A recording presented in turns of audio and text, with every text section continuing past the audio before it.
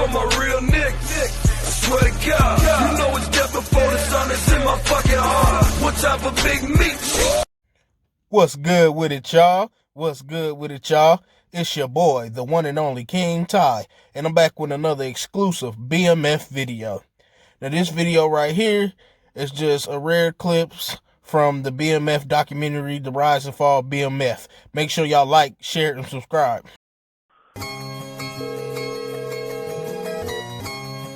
Yeah, Chuck, let me get off the phone. You're on the wrong phone. I Chuck, quit calling me on this phone, Chuck. No, you ain't tell me that. All right, okay, bro. What you want to do? You put him in the room?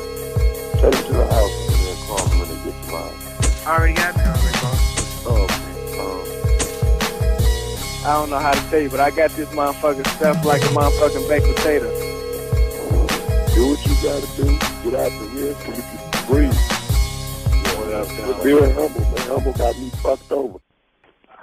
There was an intercepted call between Terry Flannery and his sister, and Terry poured his heart out to his sister. He was very frustrated with Demetrius, very angry over their split. He was very concerned that Demetrius's flamboyant lifestyle was going to cause law enforcement to identify what they were doing and bring heat on the whole organization and bring them down. The irony of it was that Terry's calls were being intercepted by DEA. How you doing today, son? What up? I still feel like I'm on a tight task. When you got pulled over, you gave me your real name? I gave him everything, and you know what he gave me a problem about? That can.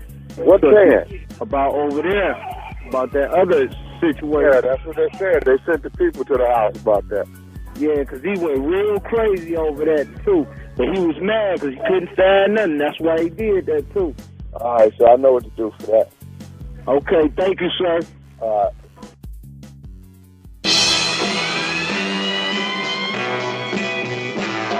About the same time, the Detroit DEA was developing their investigation on Terry's side of the organization. Bolton County prosecutor Rand Sahi was overhearing rumors of the mysterious black mafia family's presence in Atlanta. The whole idea of a black mafia family was like a ghost story. The cops told, like you would tell it to your kids. There was no presence. You didn't see them anywhere. But if you asked people on the street, you mentioned BMF, they wouldn't talk about it. So it was very real to the people who were selling drugs and doing drugs, but to the rest of us, we had no proof that that existed. The Atlanta side of the investigation began on the night of September 7, 2003. Police were alerted to a shooting after an opposing crew targeted a BMF stash house for a robbery. We had a case, it was a shooting, a home invasion, where the people who were in the home actually shot the invaders, moved everything out, dropped the invaders off at the hospital, but they left a key of coke in the process of cleaning out their house. Their house had a large bank-type vault in it, and they claimed to be BMF, and that's where it started. One of the men arrested at the house was one of MEECH and Terry's key financial consultants. It was Doc Marshall and Kenneth Harvey, the two defendants in that case. Doc was very smart with numbers. He was really called the CFO of BMF. He ran all kinds of spreadsheets and reports for both MEECH and Terry. Bill Marshall is the kind of guy that drug traffickers need. He knew how to work the financial side of things and obtain loans on cars and homes and to cover up the source and ownership of those items. Without a guy like Bill Marshall, they cannot enjoy the fruits of their labor. The incident was not the first time Doc Marshall had come up on law enforcement's radar. He first came on our radar during a roundup on the Puritan Avenue investigation. We seized a BMW 760, $125,000 car. The vehicle had been obtained through Bill Marshall's business called Exquisite Empire, which was based out of Atlanta. As police searched the crime scene, they found a key notebook that contained obvious drug records of the trafficking organization, including associates' names and phone numbers and straw buyers' identities. The shooting at Doc Marshall's house was Atlanta's first taste of the Black Mafia family, but it was not its last. MEECH himself made headlines 2 months later for his involvement in a high-profile double homicide. On the night of November 12, 2004, Big MEECH was treated in the ER for a gunshot wound to his buttocks.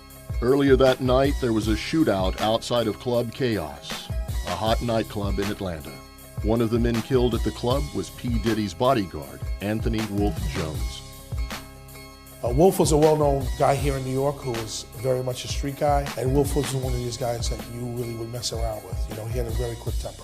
The story goes that Meech was hanging out with Jones's ex-girlfriend, and Jones would not have it. An argument ensued, and then guns got drawn. And then Meech had his guy with him, and Wolf had his guy with him, and ultimately Wolf and his guy lost. Meech was initially arrested for the double homicide. The Atlanta Police Department conducted a search on a mansion they believed to be Meech's residence. They hit this Bel Air Lake house, the White House, which is a Flannery house. They go there looking for a gun that they believe Demetrius Flannery may have used in the shooting at the club down there. Although the murder weapon was never found, a notebook similar to the one seized at Doc Marshall's house was recovered. The Atlanta investigation was heating up, but Meech's murder charges would soon be dropped. No witnesses would come forward, and as Jones was shot from behind, there was not enough evidence to maintain the charges. It was a justified shoot. No matter how bad everybody wanted to get Meech, that was one where the evidence pointed to the fact that they were defending themselves. Jones stepped out of line. Over the course of the next 3 years, the Black Mafia family's reputation in Atlanta grew more imposing and violent. They were violent. They would walk into clubs and take over the clubs. They wanted your girlfriend, they'd take your girlfriend. They wanted your car, they'll take your car. There was not a damn thing you could do about it. The gang's numbers swelled, and their ominous presence loomed throughout the city's nightclubs. There were stories of people getting thrown off balconies at bars, punched in the face and kicked and stomped. That was the reality of BMF. You know, so for every grandmother whose grocery bill they paid for at Publix, there was 3 grandsons lying in the hospital somewhere with broken bones. Atlanta had become a battleground, and the violence seemed to swirl around BMF and its associates. Often it was impulsive and senseless, but at times the motives were far more menacing.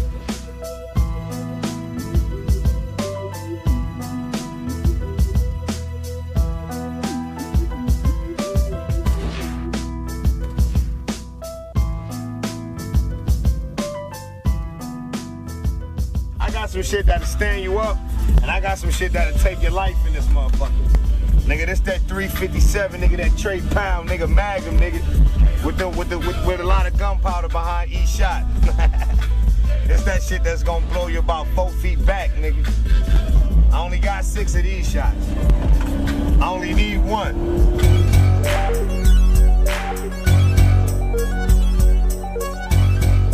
As more and more attention was being brought upon the organization, Meech became openly defiant in believing his hip-hop company could blur the line between art and reality.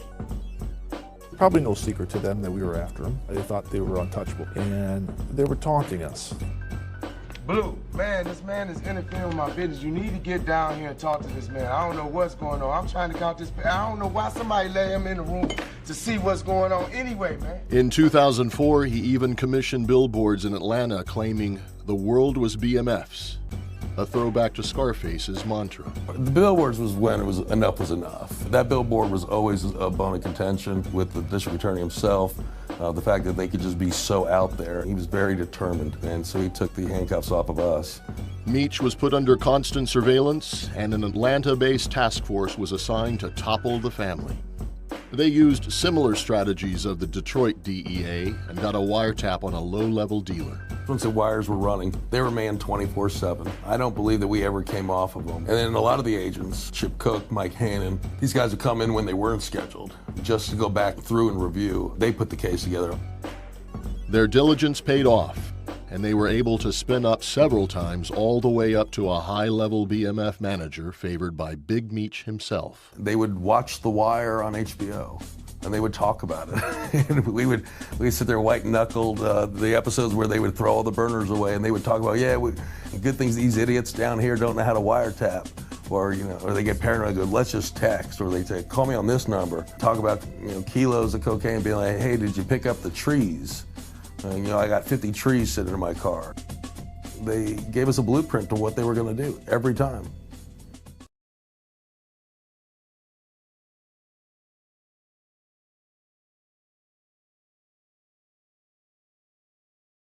You alright? Something is wrong. Put to my block, show me who perform. They can't wait till they catch him a what? Okay, let's get it on.